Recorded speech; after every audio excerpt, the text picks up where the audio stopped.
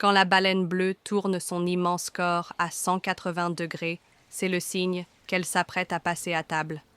Elle ouvre alors sa gigantesque bouche et fonce à toute vitesse au cœur d'un nuage dense de krill, avalant d'un coup plusieurs tonnes d'eau de mer. Ensuite, elle referme sa bouche avec grâce. Pas de dents pour elle. À la place, elle utilise des fanons, un peu comme des brosses, pour filtrer l'eau et ne garder que les délicieuses petites crevettes, des planctons et de minuscules poissons. Même si le krill est minuscule, il forme d'énormes nuées rouges dans l'océan en se rassemblant par millions.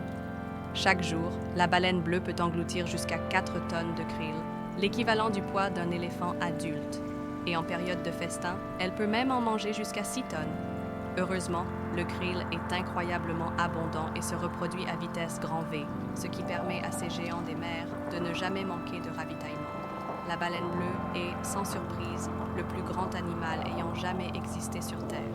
Plus grande même que le plus colossal des dinosaures, l'Argentinosaurus. Son cœur pèse environ 180 kg, soit à peu près la taille d'une voiture, et ses vaisseaux sanguins sont si larges qu'un enfant pourrait y nager. Son cœur bat lentement, comme un tambour sourd sous la mer, seulement 2 à 10 fois par minute.